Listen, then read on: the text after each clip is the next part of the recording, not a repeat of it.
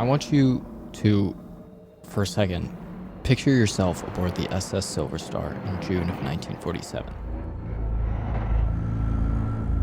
You sit adrift in the Strait of Malacca, a popular stretch of water used by many merchant ships such as your own.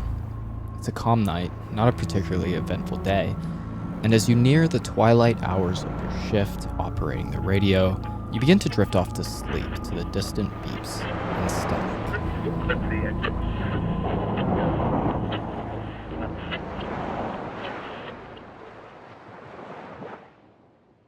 Suddenly, a distress signal bursts through your ears. Jolting into consciousness, you grab your notepad and begin to write, translating the code in your ears. Set to 500 kilohertz, commonly known as the distress frequency, you listen to a panicked, off-rhythm code beep in your ears. SOS from Ourang Medan. Scribbling the messages in your notepad, adrenaline and fear pump in your body. All officers, including captain, dead. Dead in chart room, on bridge. Probably whole crew dead. The panicked message continues for minutes, although all you hear is incoherent beeps until a final message rings through your ears. I die.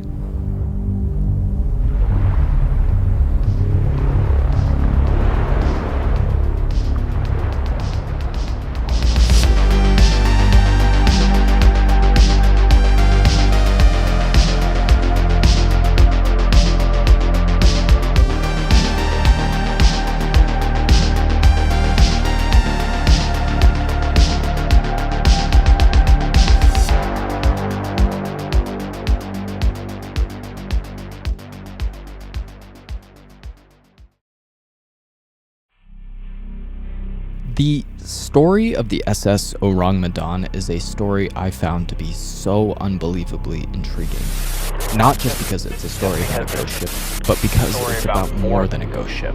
What separates the mystery of the Medan from other mysteries is just how deep the mystery actually goes. Deeper than what I could have imagined. From elements of horror that would leave you scared to be home alone, to stories of government cover-ups or even supernatural explanations, the Man of Medan is a mystery that still has questions that are yet to be answered. So with that, let's take a dive into the reports, to the accounts, and into the official story of the SS Ourang Medan. Just a quick note here, I will be flipping between Ourang and Ourang Medan. Sorry.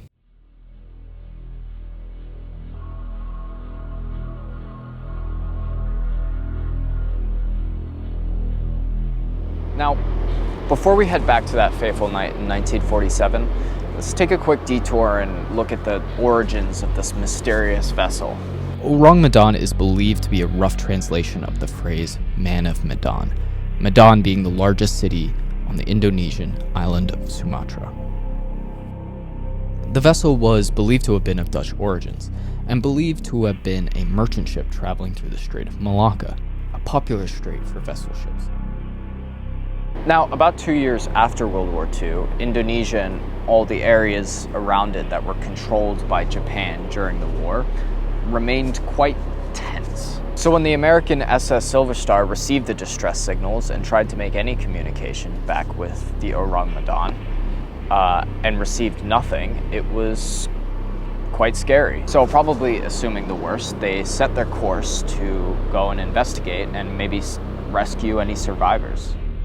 What happened next sounds like a scene out of a horror film, a scene of pure terror. As the Silver Star made visual confirmation of the vessel, the crew looked on with confusion. No damage or sign of distress was apparent, just a drifting freighter with no signs of movement or life. When the crew of the Silver Star boarded the Medan, it was said that corpses were laid all throughout the body of the vessel, with accounts reporting not a single survivor remained on board. Even more terrifying, every single body was said to have been found with their mouths open, facial expressions of pure fear, as if frozen in time. A May 1952 report of the proceedings of the Merchant Marine Council described the scene. Quote, "Their frozen faces were upturned to the sun. The mouths were gaping open, and the eyes staring.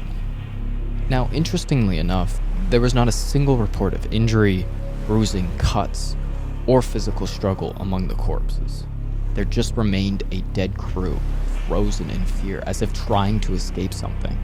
When the terrified crew of the Silver Star calmed down and thought of what to do, they came to the conclusion a tow to the nearest port would be the best course of action. However, just as this began, the ship's number 4 cargo suddenly burst into flames, forcing an evacuation and ditching of the ghost ship. The crew of the Silver Star could only watch as the mysterious vessel disappeared into the depths of the Malaccan Strait, never to be uncovered, never to be found, and never to see the light of day again.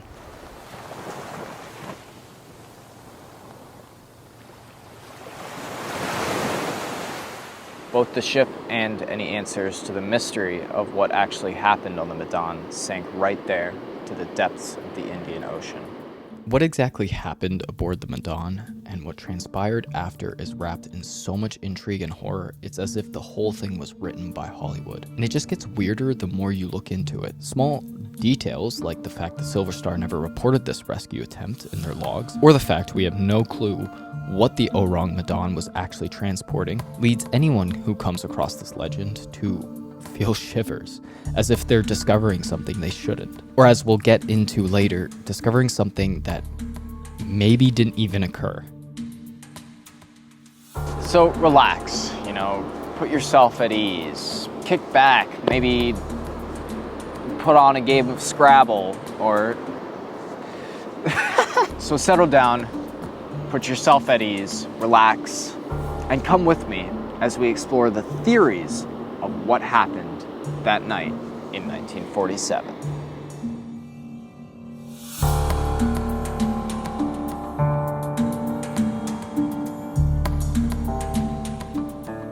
The first theory here is that this was all caused by unsecured, hazardous materials or chemicals. If you look into what transpired here, a lot can be explained by the idea that the vessel was shipping hazardous materials.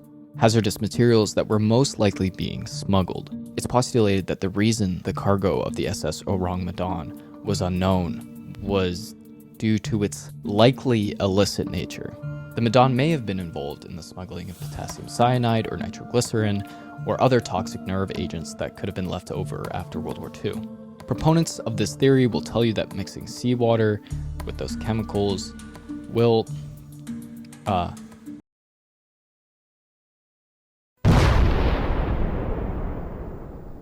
So the theory here is that at some point along the Medan's journey, whether due to negligence or lack of knowledge, water seeped into the holds of the cargo, releasing these dangerous chemicals and killing everyone on board.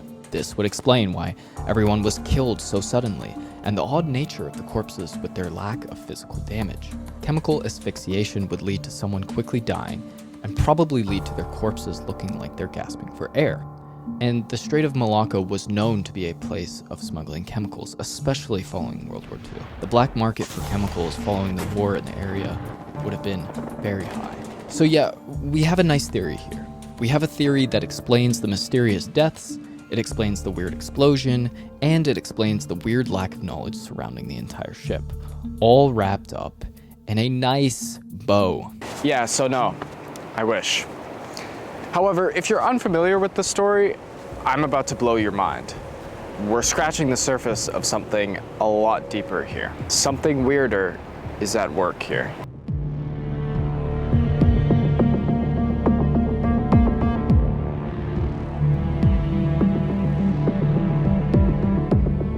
Everything I just described to you, everything from the Silver Star to the crew on board to the Medan itself, is probably a lie. It probably never happened. It is most likely that the Ourang Medan never even existed. Let me explain. The SS Ourang Medan has not a single record to show it ever existed. That is, of course, other than this ghost story and the things that followed. In fact, the SS Ourang Medan cannot be found in any record of ship registrations.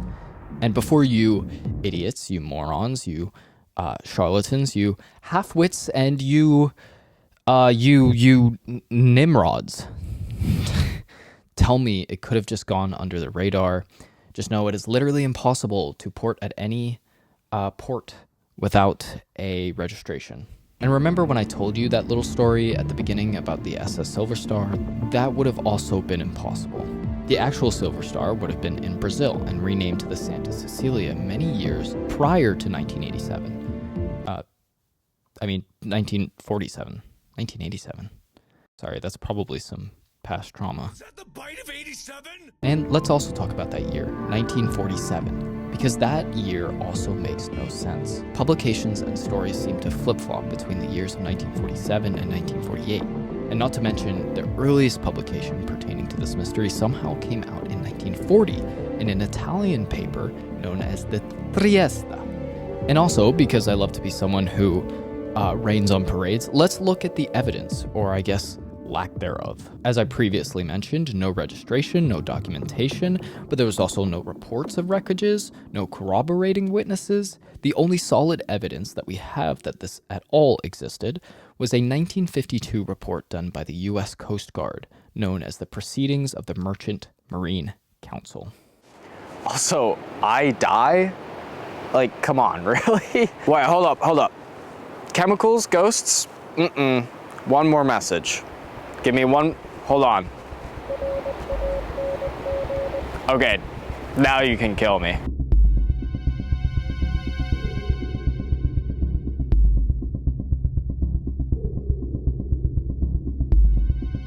The theory behind a US government cover-up kind of makes sense if you think about it from this angle. Again, they were transporting chemicals after the war that maybe you didn't want to put on the books, or whatnot, I don't know.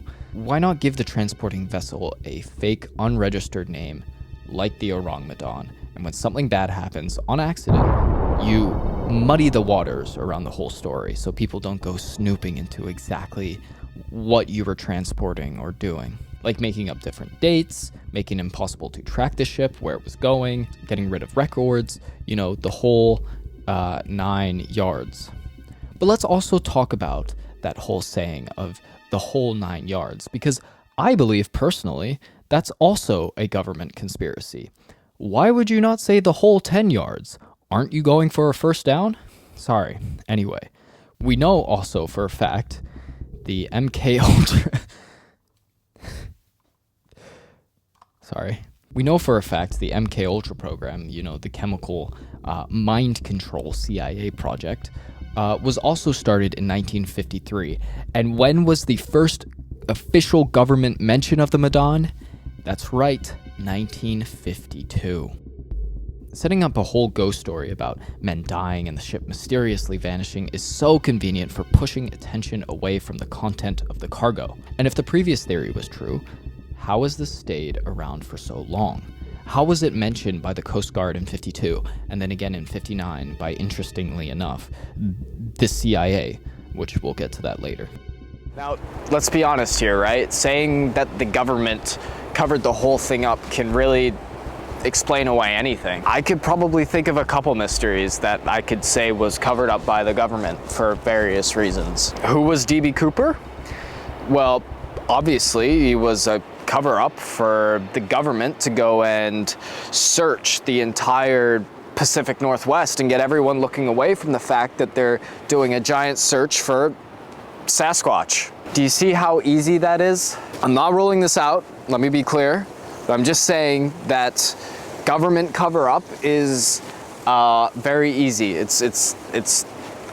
You can do it for anything.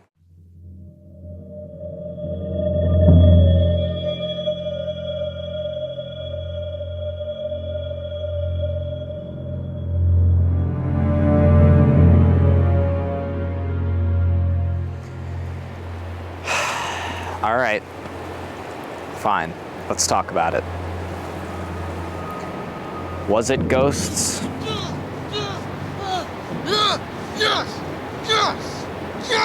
The details of the story of the SS Ourang Medan would seem to fit the narrative that something greater was at play. Some theorize the ship was transporting something it shouldn't have been transporting, maybe an ancient artifact, Maybe if you've ever played the game Man of Medan, maybe it was Cursed Treasure, or did they say it was chemicals? I don't remember the ending to that game. Swedish man here. What?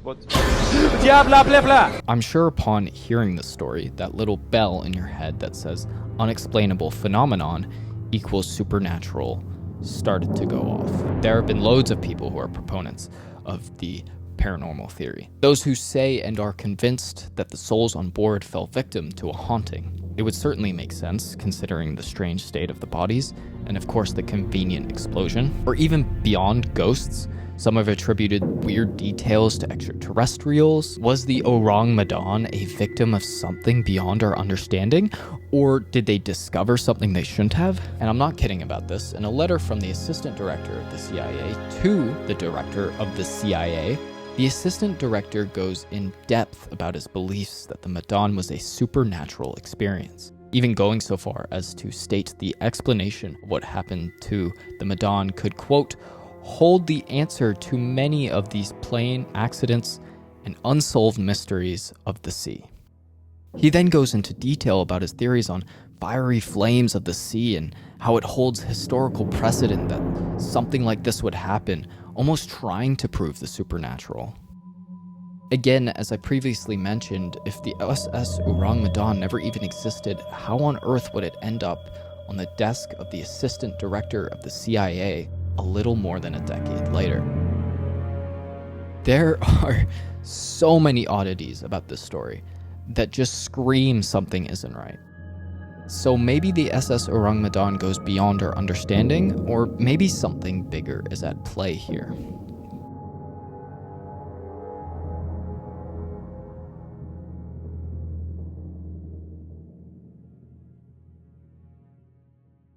I admit, when I say something like, something bigger is at play here, it does make me sound like a bit of a sensationalist.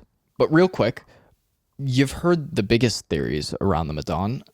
Let me tell you mine and my own experience around this mystery. Hey, Between Tides.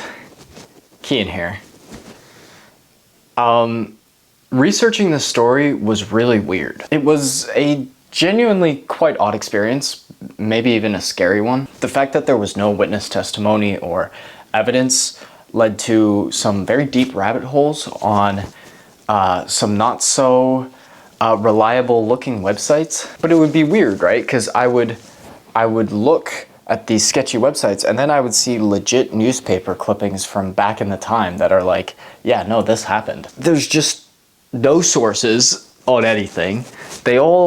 Every source tells a different account and has different levels of certainty. Some will say, this definitely didn't happen. You're an idiot for thinking it did. And others will say, the universe, everything is controlled by the government. But for now, the story of the SS Ourang Medan remains a mystery. We don't know what exactly transpired, and I'll let you guys decide for yourselves. Did you think that it was an actual ship, that it existed, that it blew up? Did you think that this whole thing was a cover-up, or did you think that there was something bigger at play that we can't understand? But for now, the SS Ourang Medan remains a mystery of history. And not only how the story is a mystery, but a mystery in how the story is being told to this day. Thank you all for watching, and remember to always, ironically, subscribe.